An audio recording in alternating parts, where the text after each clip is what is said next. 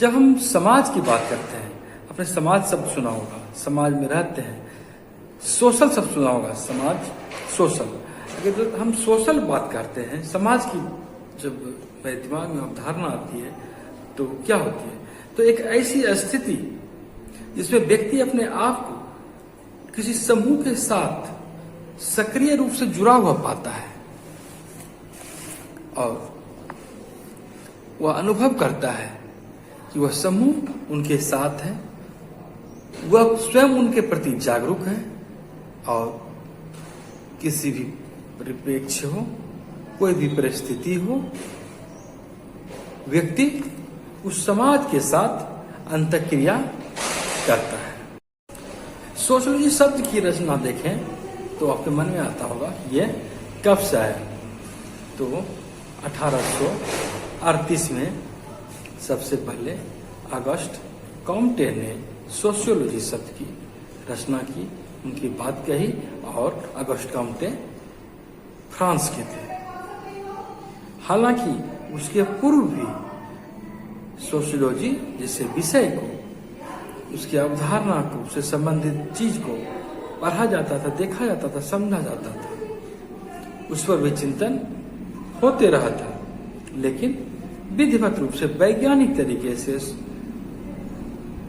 August Comte ने इसकी अवधारणा को गति दी और इसके पीछे मूल वजह यह रहा कि औद्योगिक क्रांति का दौर था और औद्योगिक क्रांति जब आया दुनिया में तो उन्होंने न केवल मशीन की दुनिया में तहलका मचाया बल्कि जनजीवन के हर एक क्षेत्र में अपनी क्रांति दर्शाई और सामाजिक रूप से उथल पुथल का वातावरण बना।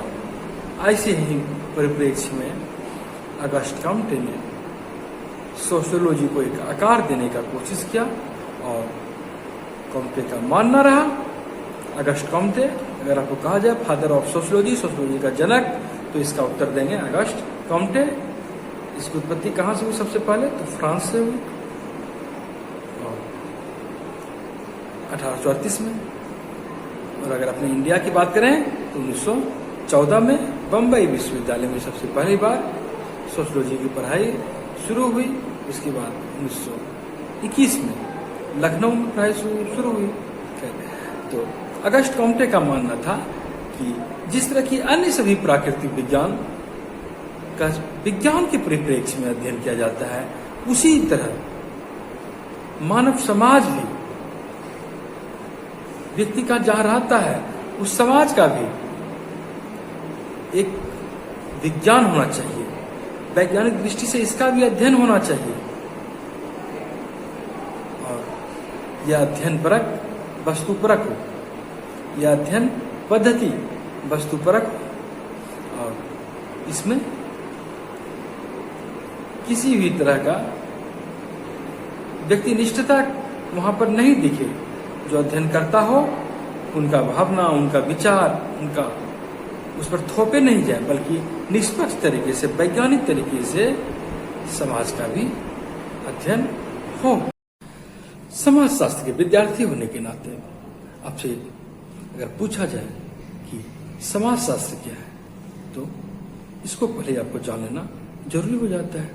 तो समाजशास्त्र सामाजिक प्रणाली, एक सिस्टम, उसके संदर्भ में सामाजिक जीवन और व्यवहार का वैज्ञानिक अध्ययन है समाजशास्त्र।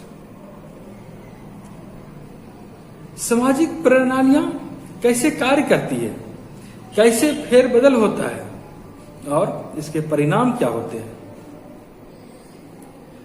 व्यक्ति के जीवन समाज से कैसे जुड़ा हुआ है, कैसे जटिल संबंध बनता है और सामाजिक व्यवहार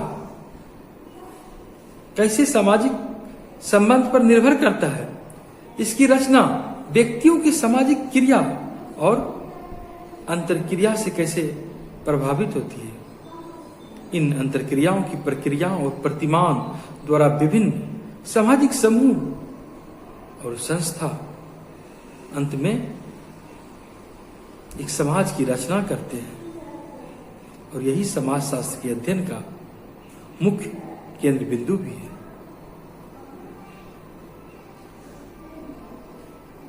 हम जान लें मानव के सामाजिक जीवन और व्यवहार को समझना, सामाजिक जीवन और व्यवहार को समझना ही समाजशास्त्र का प्राथमिक उद्देश्य है। मानव का सामाजिक जीवन और व्यवहार को समझना ही समाजशास्त्र का प्राथमिक उद्देश्य है। और बच्चा यह भी समझ लो कि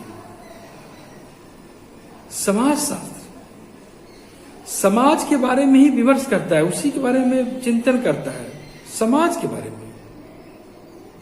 इसके अध्ययन का केंद्र बिंदु समाज ही है और इसका अध्ययन सामाजिक अंतरक्रिया जो एक दूसरे के साथ हम करते हैं उसमें है। यही सामाजिक अंतरक्रिया पारस्परिक क्रिया पर आधारित होती है और समाजशास्त्र सामाजिक क्रिया और अंतरक्रिया का अध्ययन है। समाजशास्त्र सामाजिक क्रिया और अंतरक्रिया का अध्ययन है जो सामाजिक संबंधों के निर्माण के मजबूत आधार स्तंभ हो जाते हैं। उसी संबंध के द्वारा समाज की रचना होती है। यहां पर देखते हैं समाजशास्त्र एवं समाज। तो जैसा कि इस पुस्तक में बताया गया है कि हम जहां रहते हैं, जिस समाज में रहते हैं, हमारी सामाजिक व्यवस्था है। यहां पर प्राय हमें एक सुझाव दिया जाता है समाज में। क्या आपने सुना होगा, बचपन से आप हम लोगों को यह बातें पढ़ाई जाती है, बताई जाती है, समझाई जाती है कि मेहनत से पढ़ाई करोगे तो जीवन में सफलता पाओगे। मेहनत से पढ़ाई करोगे तो जीवन में सफलता पाओगे। दूसरा सुझाव यह भी दिया जाता है कि यदि आप इस विषय को ही पढ़ेंगे तो नौकरी जल्दी मिल जाएगी। तो ऐसा भी आपने सुना होगा। तीसरा सुझाव कि लड़के के लिए यह विषय है, लड़की के लिए यह विषय है। लड़का हो तुम फला विषय पढ़ो, ये तुम्हारे लिए ठीक है। लड़की हो तुम यही विषय पढ़ो। ऐसी भी बातें होती है। और अगर चौथे सुझाव की बात करें तो आपने यह बातें भी सुनी होगी कि अपने परिवार के व्यवसाय को आगे बढ़ाना है और करना क्या है, तो तुम इस विषय को ही पढ़ो, दूसरा विषय पढ़ के क्या करेगा। तो यहां पर हर तरह की बातें हमें अपने समाज में दिखने को मिलती है, सुनने को मिलती है, लेकिन हर बात एक दूसरे का खंडन करता है, उसका विरोध करता है। उसके विरोध में बातें हैं। कैसे आप देखिए, जैसे कि पहला कहता है कि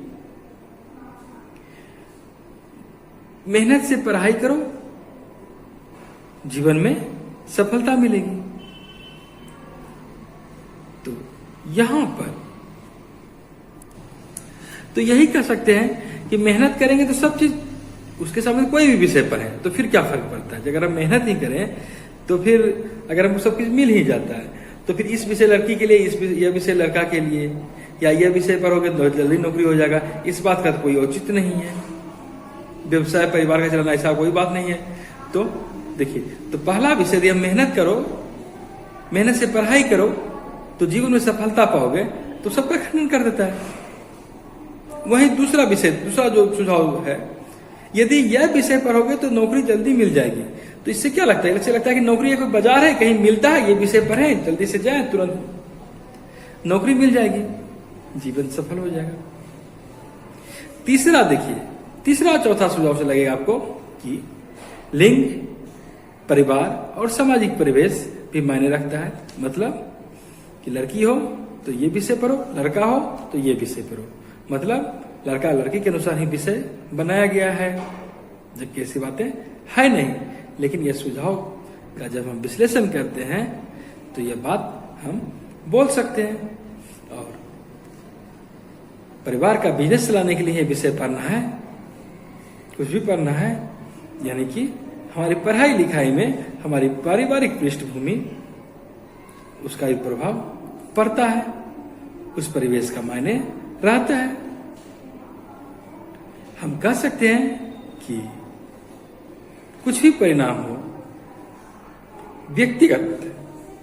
व्यक्तिगत प्रयास के साथ साथ सामाजिक कारक, हम जिस समाज में रहते हैं वह भी हमारे परिणाम को सुनिश्चित करता है।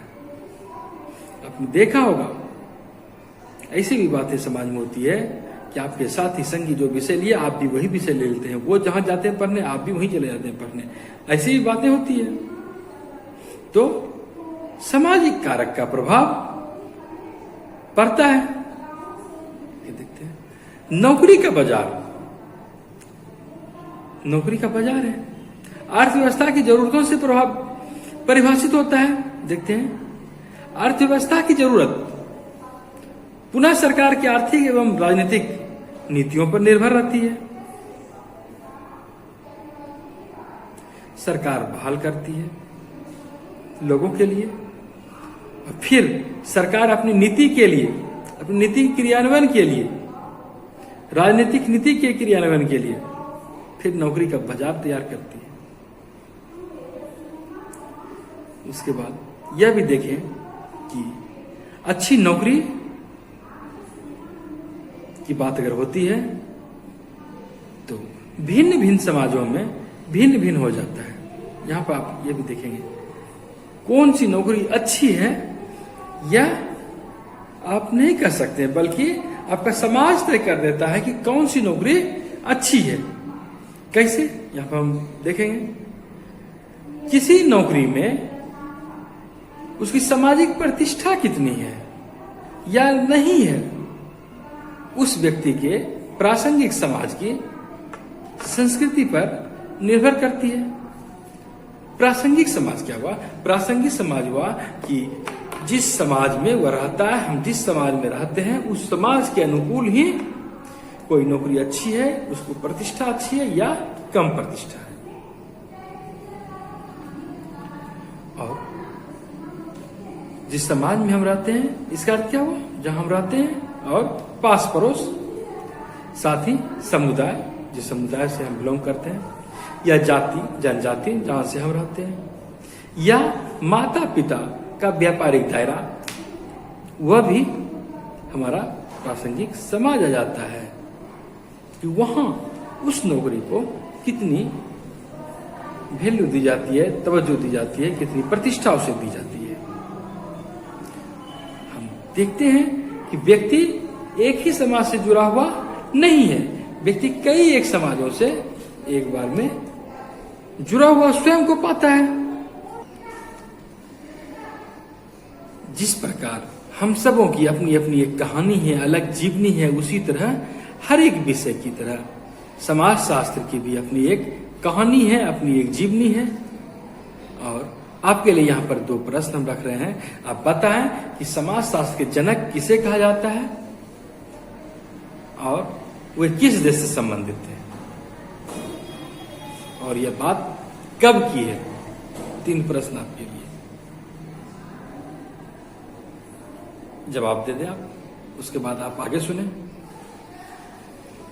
समाज शास्त्र का जन्म यद्यपि पश्चिमी देशों में हुआ, फ्रांस में हुआ, परंतु उसका परिणाम पूरा विश्वव्यापी रहा, व्यापक रहा। और यह भी जान लें कि समाज शास्त्रीय कल्पना हमें इतिहास और जीवन कथा को समझने के साथ साथ दोनों के संबंधों को समझाती है। जब किसी को व्यक्तिगत या अपने आसपास के लोगों के साथ संबंधों में कोई कठिनाई हो जाती है तो क्या होता है, वह उसे स्वयं प्रत्यक्ष या निजी रूप से ज्ञात सीमित सामाजिक दायरे में उसे सुलझाता है।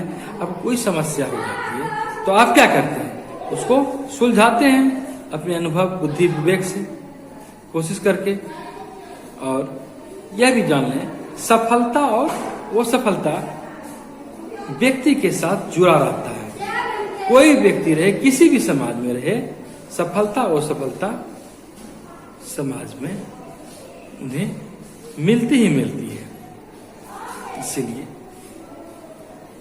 अगर कभी असफलता भी हाथ लगे, मिले, तो घबराना नहीं चाहिए। उस अनुरूप अपने बुद्धि, विवेक, परिश्रम करके आप सफल भी हो जाते हैं। यह हर एक समाज में होता है। और समाज शास्त्र, जैसा कि मैंने बताया पहले भी, कि जब समाज शास्त्र का उद्भव हुआ, उस समय औद्योगिकरण की तीव्र भावना चल रही थी। उथल पुथल का दौर था। मशीनीकरण ने क्रांति ला दी थी। और यह सोच लें, जब किसी समाज में औद्योगिकरण होता है, जो काम मजदूर करते थे वो काम मशीन करने लगे, तो फिर वहां बहुत कुछ बदल जाता है। न केवल व्यक्तिगत चीज बल्कि सामाजिक तौर पर भी। कैसे? कोई किसान, एक किसान है, वहां पर जब फैक्ट्रियां लगती है तो वो फिर मजदूर बन जाता है। उन्हें लगता है कि किसान से ज्यादा लाभ मुझे फैक्ट्री में मिलेगा, इसीलिए किसान श्रमिक बन जाता है। और जो सामंत होते हैं वो समाप्त हो जाते हैं, वो फिर बिजनेसमैन बन जाते हैं, व्यवसायी बन जाते हैं। और यह भी जान लें, जब कोई वर्ग उठता है या गिरता है, एक व्यक्ति रोजगार युक्त या बेरोजगार हो जाता है, तो यह एक चेंजिंग होता है। कोई विनियोग की दर ऊपर नीचे होती है, विनियोग दर ऊपर नीचे होती है तो आदमी का मन उछलता है या टूट जाता है। और एक स्टोर का क्लर्क रडार मैन बन जाता है। एक पत्नी अकेली रह जाती है, एक बालक पिता के बगैर खड़ा होता है। यहां पर आप एक पिक्चर देख सकते हैं कि किस तरह एक गरीब और गृहहीन दंपति, उसको घर नहीं है, गरीबी है, उसका दृश्य कैसा होता है, कैसे उसका जीवन करता है, कितना कष्टदायक जीवन होता है। आपके लिए प्रश्न है यहाँ पर कि आप उसकी उस स्थिति के लिए, उस गरीब विहीनता की स्थिति के लिए, घर नहीं है, गरीबी है, क्या कारण है, उसकी पहचान आप करें और उसको आप लिखें। आपके लिए यह प्रश्न है। और आप यहां पर सोच सकते हैं कि रोजगार संभावनाएं, या गांव से शहरों में लोग पलायन करते हैं, क्यों करते हैं? पलायन वाली भावना क्यों लोगों में हावी हो जाती है?